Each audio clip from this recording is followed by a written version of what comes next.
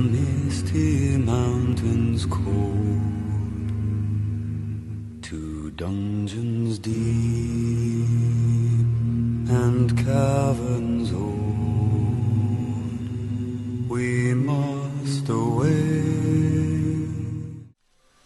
Bonjour à tous, c'est ici Cléasim et on se retrouve pour cette nouvelle série, ce nouvel épisode sur la série Relais sur les Carpates, en tout cas, où on joue un duc de Hongrie pour le moment. Donc je reprends la save de Xalorian qui a pris lui-même la save de Kodran, ou Kodran, comme il préfère l'appeler. J'écorche régulièrement son pseudo et je m'en excuse auprès de lui, très sincèrement. Moi qui n'aime pas écorcher les pseudos et les prénoms. Ça me tient vraiment à cœur. Donc c'est Kodran qui a commencé cette série en étant... alors, on prend notre grand-père qui était le duc Laszlo le Juste de Crimée, qui, en partant de ce petit comté de Transylvanie, a réussi à s'étendre jusqu'ici quand même. Donc on a beaucoup de territoire. Mine de rien, si on fait un petit tour d'horizon, voici actuellement ce que l'on peut voir. Donc en vert, c'est tout simplement, en vert clair, c'est nos territoires personnels. En vert foncé, ce sont tout simplement actuellement nos vassaux. En bleu, ce sont les membres de notre famille. Donc vous voyez quand même qu'il y a... c'est la famille Arpad qui règne actuellement. Quoique, peut-être pas. Mais en tout cas, la famille Arpad est très présente en Hongrie et c'est tout à fait normal. En jaune, ce sont nos cibles potentielles. C'est tous les casus belli que l'on peut avoir. Donc on peut voir un petit peu quelle personne on peut attaquer. Donc on peut attaquer l'Empire byzantin, on peut attaquer le roi de Hongrie, on peut attaquer le duc qui est ici le duc de Valachie. Et on est actuellement en guerre, comme vous pouvez le voir, contre la Ruthénie. Alors ça fait quand même pas mal de choses. Donc notre guerre actuelle, notre roi vient aider le roi de Sicile pour récupérer le comté d'Amalfi. Amalfi qui se trouve ici, hein, qui est une cité marchande. Donc la Sicile qui veut récupérer l'intégrité de son territoire. Notre roi est lui-même attaqué par un hôte qui est de notre famille. Parce qu'apparemment le roi de Hongrie n'est pas de la... Si, il est bien de la famille Arpad, mais je ne sais pas pourquoi il n'est pas marqué comme tel. En tout cas, il subit, lui, une attaque de la part d'un membre de notre famille qui veut récupérer le titre de Hongrie. Et enfin, nous sommes actuellement en guerre, nous-mêmes, contre le roi de Ruthénie, avec l'aide du prince Salomon de Hongrie, donc chef de Pskov, où on essaye de récupérer le titre de Ruthénie. Mais en regardant de plus près, je me suis rendu compte que ce brave roi de Ruthénie, il a plusieurs guerres sur le dos. Il en a une autre de la part du haut chef Sudislat de Ryazan, qui essaye de récupérer le titre de Ruthénie, lui aussi. On a une révolte des Sarkeliens qui essayent de se rebeller. Alors la raison, je ne sais pas trop, mais je pense que le roi a voulu révoquer son titre et celui-ci n'était pas d'accord. Et enfin, il a nous sur le dos. Donc on a quand même pas mal de territoires. On voit qu'il y a quand même quelques châteaux, ce qui est plutôt pas mal. Mais il y a aussi des tribus qu'il va falloir transformer assez vite si on devient roi de Ruthénie. D'ailleurs, si on devient roi de Ruthénie, il faut savoir que nos territoires, théoriquement, quitteront le royaume. Et qu'ils deviendront séparés de la Hongrie. Donc on pourra aussi faire une guerre peut-être pour obtenir le titre de Hongrie. En tout cas, ce que je pense faire très rapidement, parce que pour l'instant on essaie de tuer un neveu, ce qui m'intéresse moyennement. Pourquoi tuer ce neveu? Ah, parce que la Hongrie s'étend là-haut aussi, d'accord. Ah, j'avais pas vu ça comme ça. Ce qui veut dire que certainement qu'on récupérait les territoires qui sont par ici. Ça devrait être ça l'intérêt, je pense. Ou en tout cas, comme... Non, c'est pas Xalorian qui a fait ça. C'est plutôt quand il a récupéré... moi, actuellement, hein, tout simplement, le duc Géza de Transylvanie.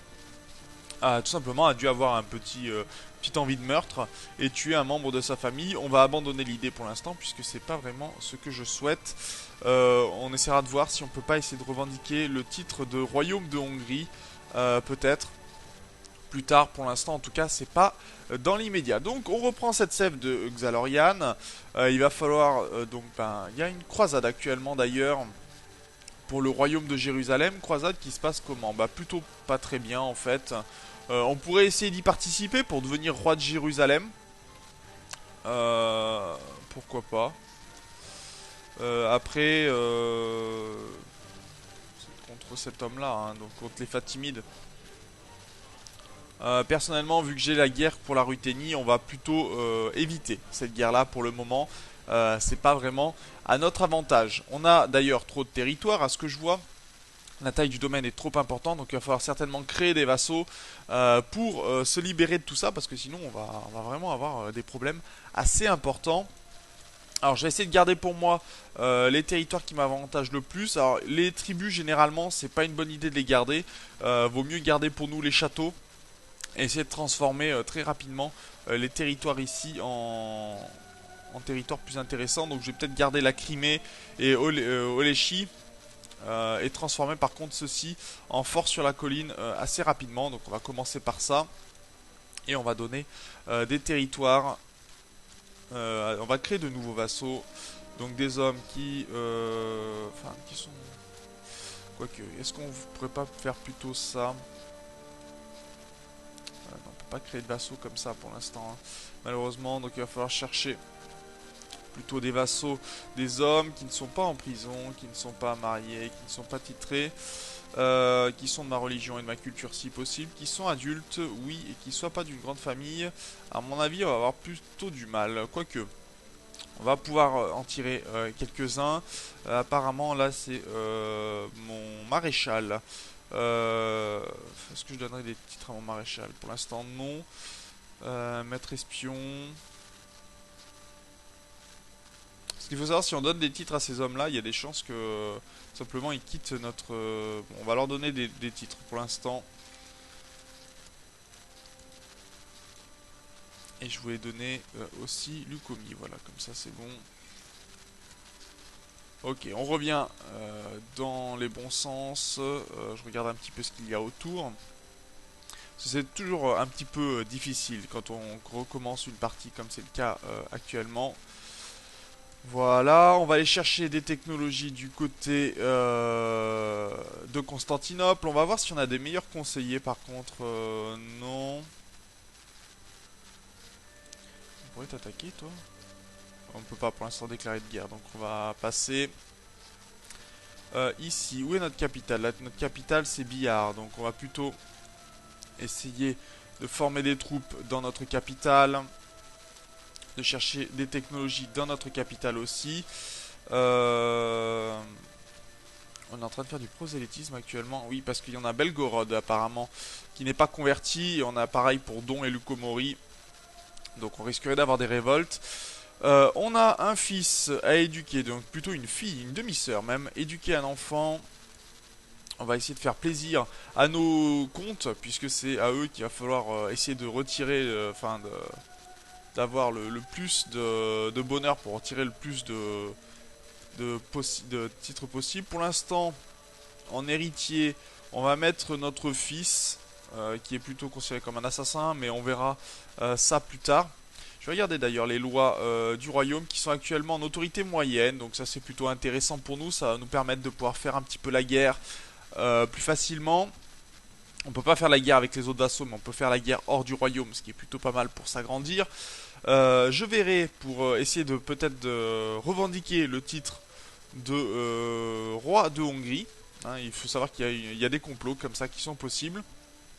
Et on va essayer de poursuivre cette guerre-là. Peut-être reprendre les territoires, parce que c'est Ryazan qui attaque. Hein. Peut-être prendre les territoires ici pour essayer de reprendre de l'avance sur notre adversaire. D'ailleurs, Ryazan qui est allié à qui Ah d'accord, il est dans une guerre d'excommunication. Peu importe. De ce côté-ci, il est avec le chef de Torjok. Je sais pas où c'est Torjok. Ryazan qui est quand même assez éclaté, on va dire. Donc d'accord. Est-ce que l'on a... on veut devenir chancelier? Non. Pas spécialement. Est-ce qu'on n'aurait pas d'autres revendications plus intéressantes? Par exemple, faire monter notre militaire. Ça, c'est plutôt intéressant, puisque plus on sera haut au niveau militaire, mieux ce sera pour nous pour recruter des armées, hein, tout simplement. Donc c'est assez important. Voilà, on a des constructions de ce côté-ci, c'est très bien. On va continuer aussi les forts en bois de ce côté-ci, histoire qu'on ait des châteaux assez rapidement, puisque bah, justement ça pose quelques petits problèmes de ce côté-ci, voilà. Donc, bah, on a nos premiers territoires qui vont tomber. Pour l'instant, j'aurai un nouvel héritier. Cet enfant-là. Oh oui, Bernat, qui est plutôt pas mal. Donc on va plutôt nominer Bernat. C'est vrai que ça serait plutôt un enfant. Il est fort, donc il a pas mal de bonnes caractéristiques. Donc ça serait un enfant plutôt intéressant. Et en plus, il est éduqué par moi-même, donc tout va bien. On a commencé à prendre nos premiers territoires, ce qui est plutôt une bonne nouvelle de ce côté-ci. Est-ce qu'on peut appeler d'autres alliés? Bon, alors apparemment il y a plusieurs princes qui seraient pas vraiment partants pour venir nous aider. Et même des duchesses qui... Il n'y a pas beaucoup de monde qui... Ils apprécient beaucoup mon ennemi, alors forcément ça n'aide pas trop. Le comte de Fedger qui pourrait venir peut-être, pourquoi pas. Et je crois que là on a fait le tour. Hein. Ouais, on va peut-être pas avoir beaucoup plus de monde pour le moment. Allez, on va... ça, c'est pas une bonne nouvelle. Par contre, est-ce qu'on peut prendre les territoires du duc et essayer de... Regardez, ils sont pas défendus, donc ça pourrait être intéressant pour nous de piquer ces territoires-là et de réduire la capacité de ce chef. Oui, on peut les siéger, donc très bien. Au moins, ça va nous permettre de pouvoir récupérer... D'ailleurs, je peux lever d'autres armées. Donc on va lever mes armées. Et je vais lever un peu des Ostes aussi. Ce qui va nous permettre de prendre les territoires déjà occupés. Ce qui va faire des cibles plus faciles pour nous et augmenter plus rapidement notre score de guerre. Mais si on gagne notre bataille pour le titre de Ruthénie, il faudra certainement se battre contre ce duché de Ryazan pour éviter que lui aussi ne récupère le titre, bien entendu.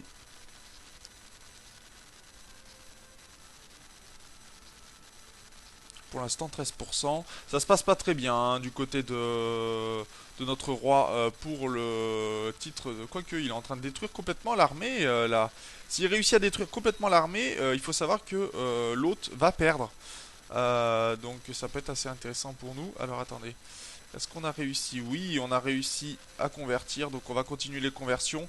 Histoire que tout notre territoire soit catholique. Parce que c'est bien sûr assez important pour nous. Toi, t'es quelle religion, toi? Non, t'es orthodoxe, bon, peu importe. Le territoire est vraiment pas bien. Hein. Pour l'instant, les territoires sont plutôt assez pourris, on va dire. Pourquoi on perd? À cause de la base, d'accord.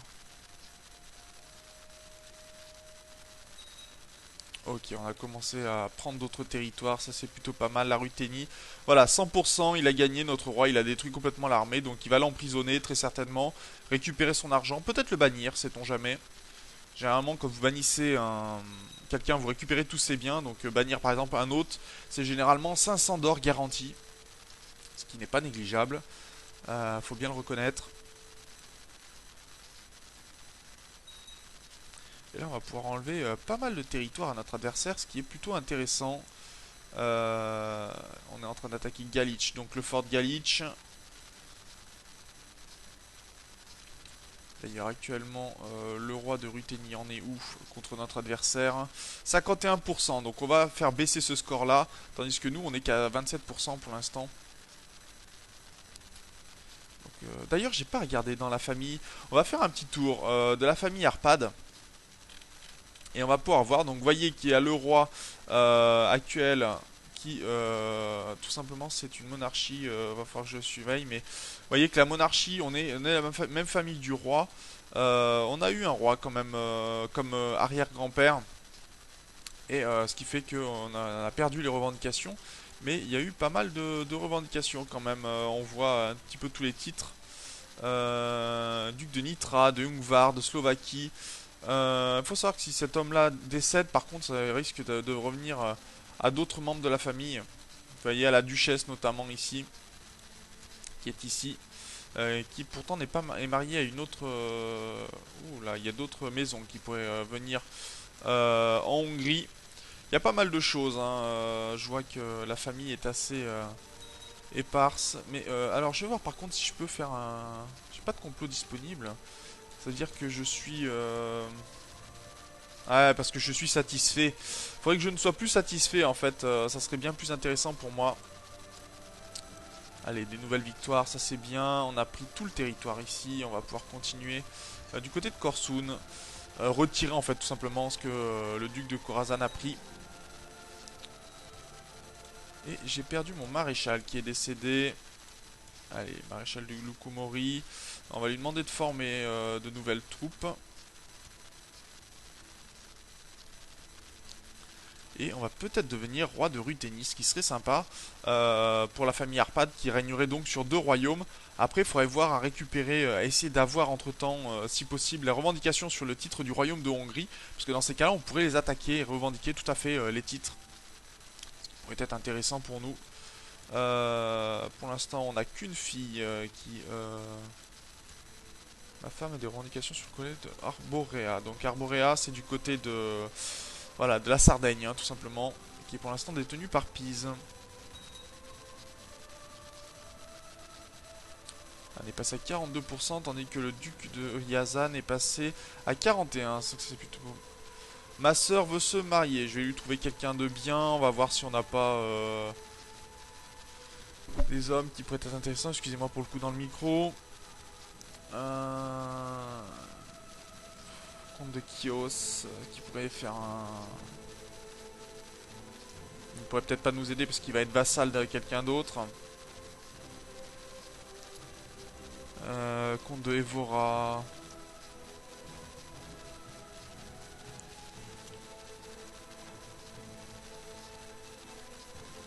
Est-ce que si on fait ça, on pourrait récupérer cet homme-là, le faire venir dans notre... Il est plutôt pas mal cet homme-là, et ça serait bien que si on arrive à faire le mariage... Non, ma soeur va quitter ma cour, à mon avis. C'est ça, elle quitte ma cour, dommage. Après des comtes, c'est pas très intéressant, c'est mieux de marier à des ducs. Mais bon, pour l'instant, on fait plaisir à ma soeur. Et on a les premiers territoires qui tombent. On passe à 50%, ça c'est très bien. On va aller sous Lubech. On pourrait aller sur Pinsk ou sur Beretsy, mais pour l'instant, Beresti, pardon. Pour l'instant, on va prendre des territoires. Donc on a pris Galich. Alors apparemment, le roi est toujours pareil. Donc Ryazan a perdu, je pense. Ouais, il y a une paix blanche hein, de ce côté-ci. Mais comme les territoires ont été siégés, vous voyez qu'ils n'ont pas encore récupéré leurs unités. Intendant, toi tu es à 11 et toi à 13. Tu es mon fils pour l'instant. Pour l'instant. Je préfère faire plaisir à des vassaux qui vont pouvoir me rapporter un petit peu plus d'armées. Par contre, on peut plus siéger ça, c'est dommage. On va voir si on peut siéger Kiev. Ça pourrait être intéressant. On est à 60% quand même, hein, ce qui est plutôt pas mal. Voilà, bah ça c'est pas mal ça, pouvoir siéger Kiev facilement. On avance notre prise de territoire. Oh, le pape il va finir par nous aimer beaucoup, hein, du fait que l'on convertisse des régions comme ça. D'ailleurs notre prestige et notre piété montent, donc ça c'est plutôt pas mal. Et on a gagné apparemment contre l'Empire byzantin sur une dernière bataille. Voilà, c'est fini. Et il n'y a plus que notre guerre en cours.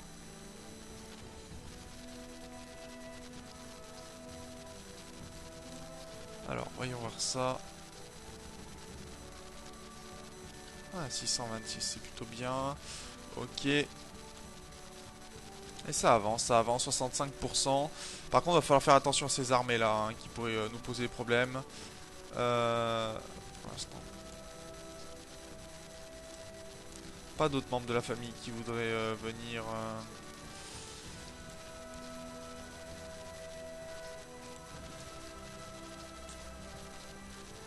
Ah, il est faible celui-ci. Par contre, il a des héritiers. Ouais, Il y a des choses qui pourraient être intéressantes pour récupérer des territoires.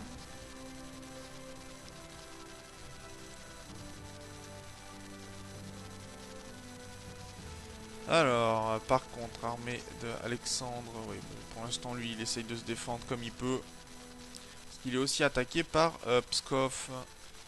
Pourquoi t'es attaqué par Pskov? Ah, invasion sibérienne de Kouman. Ah, sibérienne, d'accord. Les Koumans sont en train d'attaquer la Ruthénie de ce côté-ci. Ouais, forcément. Il va être un petit peu occupé, le roi. Et on étudie l'art de combattre, on commence à monter tranquillement. Donc déjà, ça peut être pas mal. On va regarder hein, ce que ça fait tout simplement. Et puis on s'arrêtera là. On va marier notre fils si possible. Pas une comtesse, mais une princesse. Ça pourrait être bien. Princesse de l'Empire byzantin ou princesse du Saint-Empire. Ça pourrait être intéressant de nous donner... On va le garder pour l'instant, on va voir si on n'a pas d'autres mariages intéressants. En tout cas, voilà, ce que je voulais vous montrer très rapidement, c'est de ce côté-ci. Et il faut savoir que pour les armées, voilà, si on regarde, on voit que compétence martiale du propriétaire, moins 30%. Bah, c'est tout simplement du fait qu'on soit qu'à 4 de martial. Si on est à 10, on n'aura pas de gains. Si on est à plus de 10, on aura des gains. Mais c'est surtout baisser ces stats minimum qui nous empêchent de pouvoir recruter plus d'armées sur nos territoires. Et c'est assez gênant. Donc sur ce, on va s'arrêter là pour ce premier épisode en tant que duc de Transylvanie. Je vous remercie de suivre cette série. J'espère que vous avez apprécié les épisodes qui ont été tournés par Codran et par Xalorian. Et donc on se retrouve dans le prochain épisode. N'hésitez pas bien sûr à suivre les autres séries relais. Les liens sont bien sûr dans la description. Et on se retrouve donc au prochain épisode. Merci d'avoir regardé celui-là. D'ici au prochain. D'ici là, portez-vous bien. Salut!